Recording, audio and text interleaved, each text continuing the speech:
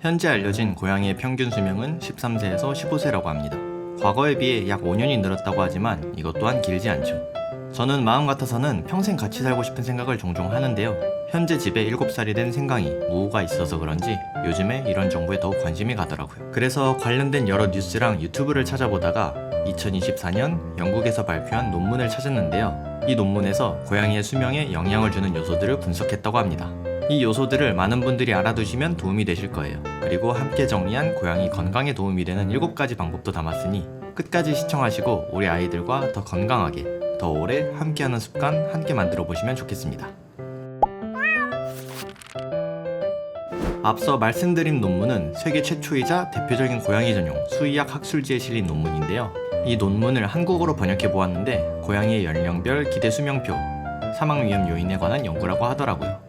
영국 전역동물병원에서 단연간 수집된 7,900여 마리의 고양이의 실제 임상 데이터를 바탕으로 고양이 수명에 영향을 주는 요인들을 분석했습니다. 그럼 한번 알아볼까요? 첫 번째, 성별에 따른 수명 차이. 이 논문에 따르면 암컷 고양이는 수컷보다 평균 1.33년 더 오래 산다고 합니다. 2019년 평균적으로 암컷 고양이 기대 수명은 12.51년, 수컷 고양이 기대 수명은 11.18년이라고 합니다. 지금은 더 늘었겠죠? 관련 자료들을 참고해본 결과 암컷 고양이는 상대적으로 차분한 행동 특성을 보이며 스트레스에 대한 저항력도 더 높은 경향이 있어서 그런 것 같습니다. 두 번째, 중성화 수술의 여부. 중성화 수술 여부가 고양이 기대 수명에 매우 큰 영향을 준다고 합니다. 특히 중성화되지 않은 고양이는 중성화된 고양이에 비해 사망 위험이 무려 4.29배 더 높다는 분석 결과가 나타났는데요. 중성화 수술을 한 고양이는 호르몬 관련 질환, 생식기 질환, 발정 스트레스를 줄여주고 특히 수컷의 경우 요도 폐색의 위험을 낮춰주는 효과도 있다고 합니다. 이러한 생리적, 행동학적 요인들이 결과적으로 수명에 영향을 주는 것 같습니다. 세 번째, 품종에 따라 다르다? 논문에 따르면 고양이의 품종은 기대 수명에 영향을 주는 중요한 요인 중 하나로 나타났습니다. 특히 여러 유전이 섞인 고양이는 순종 고양이에 비해 평균 기대 수명이 1.83배 더 긴 경향을 보였습니다. 연구 결과에 따르면 버미주와 범한 고양이는 기대 수명이 약 14.4년으로 가장 길었고 반면 스핑크스 고양이는 기대 수명이 6.7년으로 가장 짧았습니다. 한국에선 페르시안, 브리티시 숏헤어, 스코티시 폴드 다양한 순종묘가 있는데요. 하지만 순종묘는 유전적 질환에 위험이 있을 수 있다고 합니다. 반면 여러 유전이 섞인 고양이는 유전적으로 다양한 배경을 갖고 있어 질병 저항력이 더 높고 건강한 경우가 많으며 실제로도 수명이 점점 더 길게 나타난다고 합니다. 하지만 모든 고양이의 수명이 점점 늘어나고 있으니 20살까지도 늘어날 수 있다는 발표도 있었습니다. 네 번째, 체중에 따라 수명이 달라진다? 논문에서는 고양이의 체형, 즉 체중 상태를 중요한 요인으로 뽑았는데요. 특히 표준 체중을 유지한 고양이가 가장 높은 기대 수명을 보였고 과체중 또는 비만, 저체중 고양이 모두 기대 수명이 감소하는 경향을 보였다고 합니다. 한국에서는 대부분의 고양이가 실내에서 생활하기 때문에 운동량 부족과 과식으로 인해 비만 위험이 높아지는 환경에 놓여 있습니다.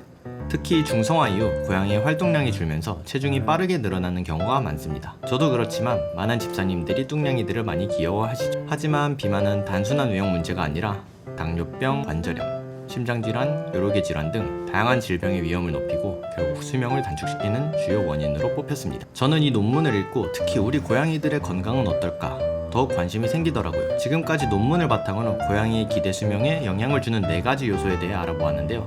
첫 번째 성별, 두 번째 중성화, 세 번째 품종, 네 번째 체중. 저는 고양이를 어떻게 관리하느냐에 따라서도 고양이의 수명에 영향을 줄 수 있다고 생각합니다. 그래서 집에서 실천할 수 있는 고양이를 오래 살게 도와주는 7가지 방법에 대해 정리해봤는데요. 논문을 읽고 자료를 모으는 과정에서 제가 직접 쓰려고 만들어봤으니 여러분도 적용해보실 수 있는 부분은 적용해보시길 바랍니다. 첫 번째, 균형 잡힌 식단 제공하기. AAFCO 인증 사료를 중심으로 주고 간식은 하루 총 섭취 칼로리의 10% 이하로 급여하세요. 계산하는 법은 설명란에 링크 달아놓을게요. 두 번째, 충분한 수분 섭취. 고양이는 스스로 물을 많이 마시지 않는 동물이라 자동급식이, 습식사료 병행, 여러 물그릇 배치 같은 환경이 중요합니다. 고양이에게 수분은 특히 신장 건강에 직접적인 영향을 미치기 때문에 꼭 관리해주세요.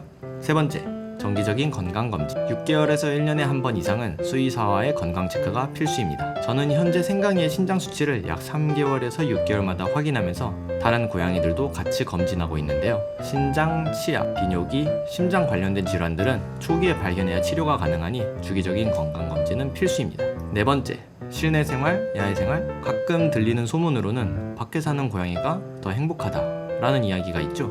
하지만 밖에선 특히 교통사고, 감염병, 기생충 감염 등 더 큰 위험이 도사리고 있다고 생각합니다. 그래서 저희 집은 외출 시엔 고양이가 달려나오지 못하게 이중으로 문을 닫고, 외출 후에도 집에 들어올 때도 고양이들이 마중 나와서 애교를 부리는 걸 얼른 보고 싶지만 혹시나 하고 문을 살짝 열어 확인합니다. 5번째, 고양이 사냥놀이.